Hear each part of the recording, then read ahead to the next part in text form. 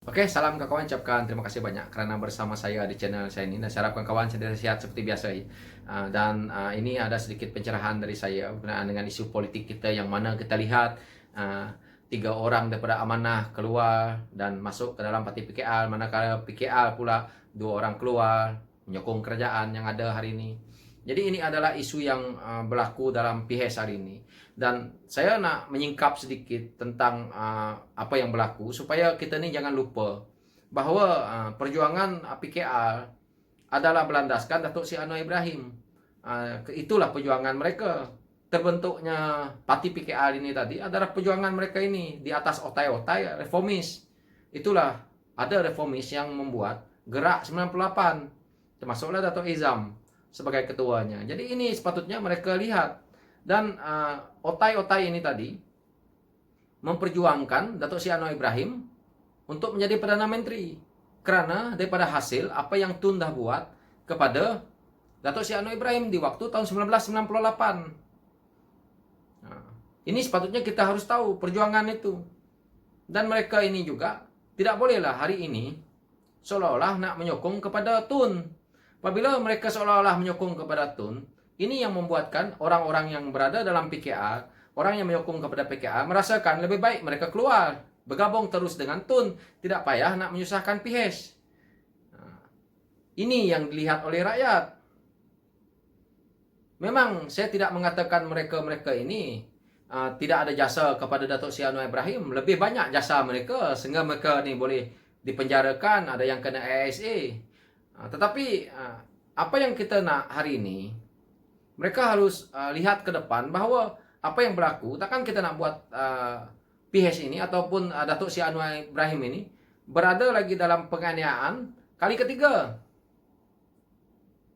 Ini bukan pisang berbuah 2 kali tau, nak pisang berbuah 3 kali. Ini yang patutnya dilihat.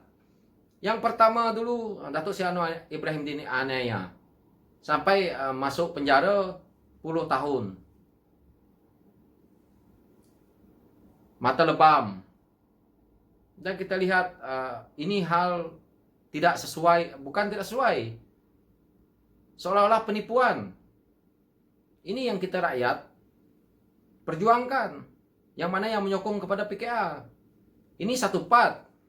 Part yang kedua, setelah pergabungan mereka terbentuk, yaitu PH, Pakatan Harapan ini tadi, kita lihat penubuhan Pakatan Harapan ini tadi bagus untuk gabungan parti-parti politik pembangkang ini tadi, untuk berjuang untuk menumbangkan kerajaan yang waktu itu pimpinan Datuk Seri Najib Razak, yang mana kita tahu juga bahawa kerajaan di waktu itu penuh dengan rakyat mengatakan rasuah, bahawa penyelewengan kuasa, begitu juga dengan hal-hal lainnya, dengan berbagai-bagai kes yang besar, mega lagi. Jadi tujuannya untuk menumbangkan kerajaan waktu itu. Dan perjanjian yang telah mereka lakukan adalah untuk apabila PHS menang, menjadikan Datuk Seri Anwar Ibrahim sebagai pengganti Perdana Menteri setelah Tun menyandang 2 tahun. Tapi ini tidak dilakukan oleh Tun.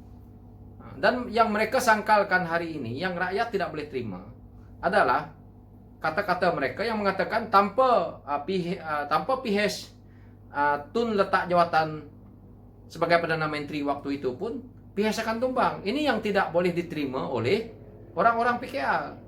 Selalu pemimpin-pemimpin daripada pihak Amanah mengatakan hal ini.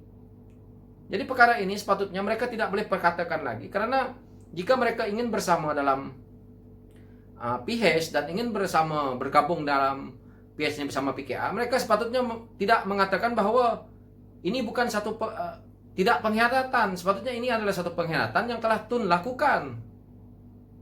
Kerana sampai 2 tahun Tun tidak meletak jawatan dan serahkan kepada Datuk Seri Anwar Ibrahim, tapi dia letak jawatan begitu saja, tanpa persetujuan daripada komponen PH sendiri, pimpinan PH. Ini hakikat. Bagaimana kita rakyat nih nak terima? Kita rakyat pun boleh menilai hal-hal ini. Mungkin dulu bolehlah kita nak cakap bahwa sebabnya seperti ini. Kalau hari ini rakyat dah menilai dan tahu. Itu yang sampai rekaman suara pun kita boleh ada hari ini. Kita tidak boleh sembunyikan isu-isu yang seperti ini dah hari ini. Begitu juga yang kita lihat. Setelah dia letak jawatan dan PH itu tumbang untuk mengambil balik kerajaan, sewaktu mesyuarat mereka, pimpinan PH, Tun minta pula 6 bulan. Dan kita tahu bahwa dia kata setelah 6 bulan kalau dia dapat, karena dia mungkin dapat sokongan daripada parti-parti yang ada dalam kerajaan hari ini, dia mengatakan setelah itu Datuk Seri Anwar Ibrahim carilah kekuatan dia sendiri. Ini hal yang kenapa Tun PKR boleh bantu, PH boleh bantu dia untuk dia jadi Perdana Menteri. Kenapa dia tidak boleh bantu Datuk Seri Anwar Ibrahim untuk menjadi Perdana Menteri? Kenapa dia nak diri dia? Apa motifnya? Apa yang dia nak sangat 6 bulan? 6 bulan itu bukan lama. Ini kerja yang seolah-olah pada saya lah, maaf cakap, seolah bodohkan rakyat, bodohkan pemimpin. Jadi inilah yang berlaku. Jadi sepatutnya kita lihat di sini, takkan pisang nak berbuah 3 kali lagi. Kalau Tun nak bergabung dalam PH ini lagi nanti, maka rosak lagi sekali lagi. Kalau dia nak bergabung dalam PH setelah kemenangan, masing-masing bertanding dulu, itu saya terima. Tapi kalau untuk nak melawan PRU ke-15 ini, kalau menurut saya sebagai rakyat, lebih baik PH jalan sendiri. Tak tahulah dengan gabungan amanah ke DAP ke. Yang penting PKR itu dalam PH itu mereka move tanpa Tun. Ini pada pandangan rakyat yang ada sekarang ini. Karena kalau kita masukkan lagi parti dia ke dalam gabungan yang ada dalam PH ini tadi, kursi akan berkurang. Ingat itu, kalau kursi itu berkurang karena dibagi kepada parti pejuang, apa akan berlaku? Kalau mereka keluar lagi seperti mana yang dia lakukan di PRU ke-14 dan berlakunya pengkhianatan ini akan berlaku lagi untuk kali ketiga. Yakinlah. Saya punya cerita ni macam tu je, dia punya cerita. Dan kamu semua pun, kawan-kawan pun tahu bahwa akan berlaku seperti itu. Jadi kalau kita nak kuat, kita nak ada parti yang betul-betul setia. Yang saya lihat, contohnya yang kuat dan mempunyai kursi yang banyak, contohnya DAP dan PKR. Dua parti ini move, bila mereka menang kuat, baru dia gabungan lain masuk, gabungan yang mana-mana parti masuk, menambahkan kekuatan yang ada dan betul-betul kuat padu.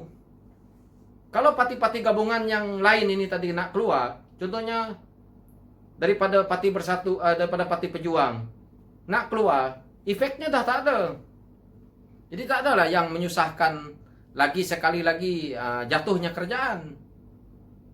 Jadi harus membentuk kerajaan itu daripada parti yang kuat. Tapi kalau kita lihat kenyataan mereka, seolah-olah susah betul mereka nak membuat satu kemenangan itu. Kalau mereka betul-betul mempunyai keyakinan, move saja 3 parti, Amanah, PKR dan DAP, sudah cukup. Seperti mana yang saya perkatakan, bukan perlukan kursi banyak pun. Jika betul-betul Amanah ataupun PKR dan DAP dalam PH ini tadi move untuk PRU ke-15 ini, saya yakin mereka menang. Karena mungkin kita akan lawan 3 penjuru, silap-silap 4 penjuru. Kalau tidak bergabung dengan parti Tun lah. Nah, ini perkara mudah. Kita tahu bahwa hari ini parti UMNO berada di persimpangan. Adakah mereka nak bersendian dengan logo Barisan Nasionalnya, ataupun mereka nak bersama dengan Parti Perikatan Nasional yang ada hari ini. Dan mereka juga belum tentu hendak bergabung dengan PAS. Itu saya kata mungkin sengit lah perlawanannya kali ini untuk PRU ke-15 nih.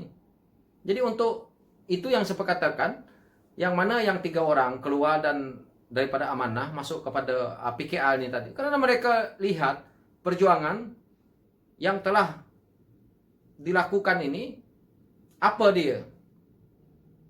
Jadi kita lihat hal-hal ini tidak wajar. Memang saya pun sebagai rakyat melihat bahwa mereka keluar daripada amanah masuk kepada PKA itu pun pada saya tidak bagus. Tapi mungkin mereka melihat perjuangan itu. Jadi ini hakikat lah. Dan saya nak pergi kepada 2 orang yang menyokong kerajaan ini tadi, yang mana keluar daripada PKA ini tadi. Ini pada saya baik. Karena apa? Karena apa yang berlaku itu adalah supaya kita tahu bahwa geng-geng kartel, geng-geng mana yang menyokong Datuk Seri Azmin Ali dulu dah terkeluar daripada parti PKA, dan pembersihan itu mungkin berlaku. Dan sepatutnya perkara ini daripada awal mereka keluar lebih baik. Dan kalau perkara ini berlaku, memang ada satu efek lah di Sarawak. Kalau betul perkara ini berlaku, tapi lebih baik supaya tokoh-tokoh lain boleh naik dan boleh kita lihat seperti mana yang sebelum ini pun sepatutnya biar anak Dayak yang pegang, karena majoriti di sana anak Dayak. Dan kalau hal ini PKA ambil maklum isu-isu semasa politik Sarawak ini, perkara ini tidak berlaku. Dan kita tahu bahwa geng-geng Azmin yang ada di Sarawak ini semuanya keluar sudah. Hal ini saya sudah tahu lama lah, tapi saya bukan orang politik, tetapi saya melihat dari jauh bahwa hal ini pasti akan berlaku suatu masa nanti, karena mereka dah lama, geng-geng kartel ini dah terlalu lama. Jadi daripada isu mereka nak keluar kerana sebab mungkin ada sogokan politik ataupun mereka ini hal-hal lain, saya tidak melihat dari sisi itu. Cuma saya melihat satu sisi, bahwa mereka keluar parti PKA dan menyokong kerajaan yang ada ini kerana mereka mungkin mempunyai bisnes yang sewaktu mereka dalam PHS dulu, dan mereka tahu, mereka sendiri tahulah kenapa tu. Saya tidak mau panjang di situ, tapi saya harap kawan-kawan paham bahwa bukan kerana sogokan politik, tetapi ada isu di sebalik lainnya. Ini yang saya pasti. So sekian dulu penjelasan dari saya berkenaan dengan isu ini, walaupun saya tidak komplitkan kerana saya juga ada kerja lain yang saya perlu buat. Dan sekian dulu dari saya, dan saya akan sambung di waktu akan datang. Oke, thank you.